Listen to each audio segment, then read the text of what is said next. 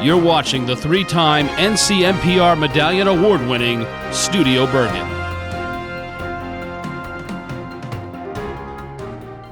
Hi everyone, and welcome to Studio Bergen. I'm Dr. Larry Hlavenka. Let's see what made this month's Top 10. Number 10. Government officials, including Bergen County Executive James J. Tedesco III, the Bergen County Board of Chosen Freeholders, Bergen County Sheriff Anthony Curitin, and Bergen County Clerk John Hogan have honored Professor Dr. Mina Ahn with the Outstanding Educator Award. The county leaders recognized Professor Ahn and members of the Korean Community Center, a college partner, during a Korean Independence Day flag-raising ceremony. Ahn, who teaches psychology, remains active in enhancing the institution's relationship with the Korean population in Bergen County, including by partnering with Professor Dr. Kil Yi to launch a program featuring a series of lectures on American history, government, and politics for members of the Tenafly-based Korean Community Center. And really an acknowledgement of the college and what we're doing for the Korean American community. That's how I see it. Number 9.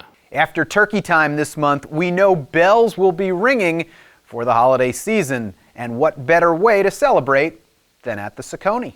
The Bergen Sinfonia Orchestra returns for its annual holiday concert Saturday, December 21st at 7:30 p.m. in the Anna Maria Ciccone Theater at Bergen Community College, 400 Paramus Road. Under the baton of conductor Murray Colosimo, the orchestra will perform works by Beethoven, Tchaikovsky, and more. Don't miss the pre-show featuring Canadian brass carols and complimentary refreshments. Tickets are $45 and are available at tickets.bergen.edu. We'll see you at the Ciccone. Number 8. Associate Professor Brian Cordell published his first chapbook in their final performance with Finishing Line Press this month. The collection of poems pay tribute to singer and songwriter Jason Molina of Magnolia Electric Company, the band's music, and the loss of other musicians. The poems are a tribute to those musicians, but they also were just inspired by what it means to be a music fan, what it means to lose something, to lose someone, and to go through kind of all the different types of loss that we have in our everyday lives. Cordell, who began teaching at Bergen in 2007, conveyed his excitement for seeing his work published.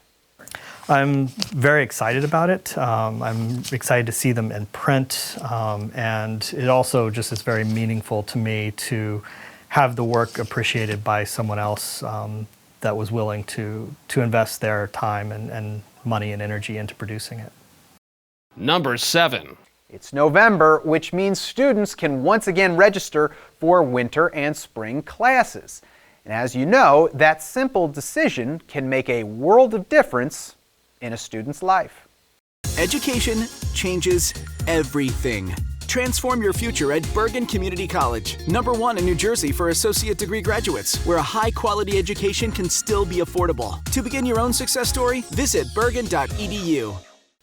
The intensive and accelerated winter semester will begin January 2nd, 2020, and allows students to complete a 3-credit class in just 8 days. And meanwhile, the first slate of spring semester classes begins January 13th, 2020. To register for classes, visit bergen.edu or the college's locations in Paramus, Lyndhurst, and Hackensack.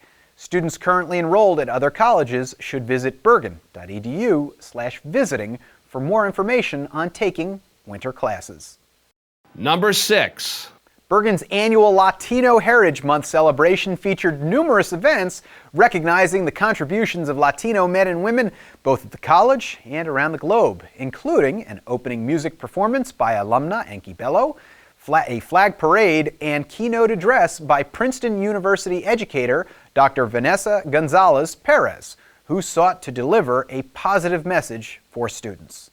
What I really want them to inspire them is to be authentic, to be themselves, to think about what are their inner motivations, not only for their current college career, but also in the future.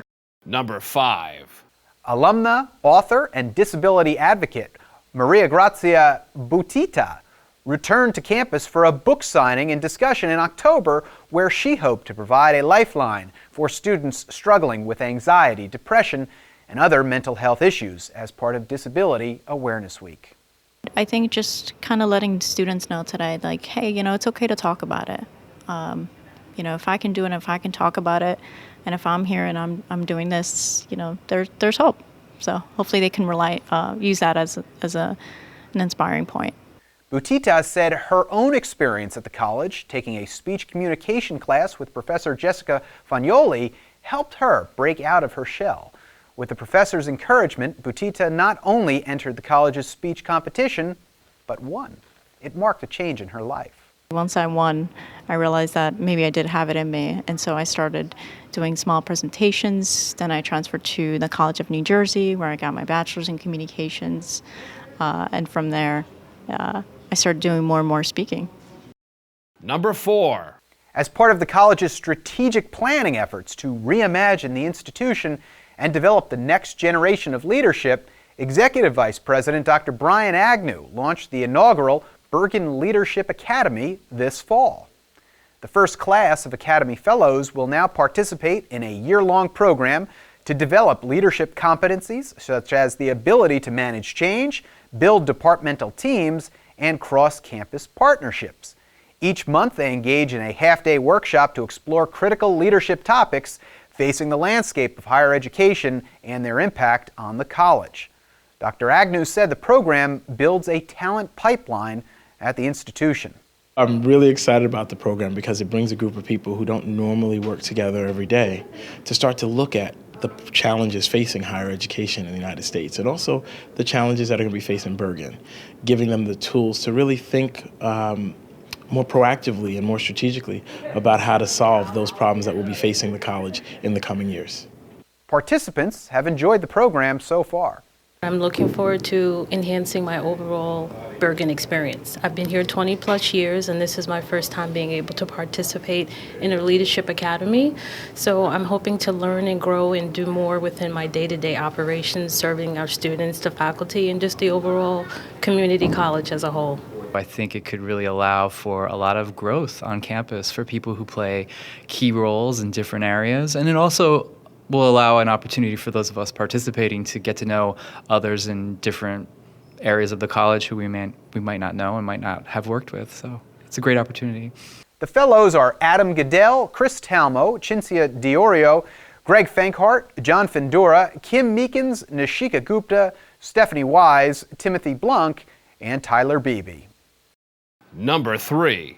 Student Jade Tollis has earned the $5,000 Pearson Scholarship for higher education, making her one of only 10 students in the nation to receive the award and the first Bergen student ever to receive the scholarship. It was very gratifying to know that my hard work amounted to something and that Pearson and that PTK saw in my career goals potential and that they wanted to support it financially. That was just a great blessing. Tollis, a veterinary technology major, has a strong passion in wildlife conservation and aspires to a career in conservation biology. She believes these experiences helped her application stand out. Part of my essay for the Pearson Scholarship specifically talked about citizen science, and I work with Save Coastal Wildlife, and every summer we do horseshoe crab counts. I'm out in the water during a full moon or a new moon from 9 p.m. to 12 a.m. and we're just out there counting horseshoe crabs as they mate, and we're tagging them as well, so kind of pulling them out of the water and putting a tag so we could locate them for the next year to see how the population has increased and how many are still remaining from the previous year. And I implemented that into my essay by talking about implementing citizen science into textbooks, so allowing students to contribute to research as a textbook assignment.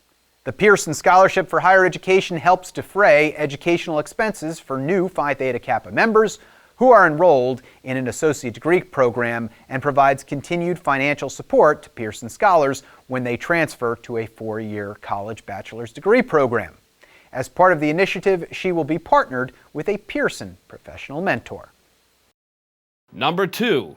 When Suzanne M. Helff returned to Bergen in 1997 after taking time away to raise her daughter, she decided to pursue a degree related to a lifelong passion. the care of animals. But tragically, Helff never completed her studies in the institution's veterinary technology program, passing away shortly after her return to the college that same year. But 22 years and $100,000 in donations from friends and family later, the facility housing the veterinary technology program will now bear her name. Today, we celebrate her life. She tragically passed away shortly after making the decision to study veterinarian technology, and we honor her memory by dedicating this facility in her name. Today, we dedicate this facility in memory of Suzanne M. Helff, and it shall be known henceforth as the Suzanne M. Helff Hall of Veterinary Technologies.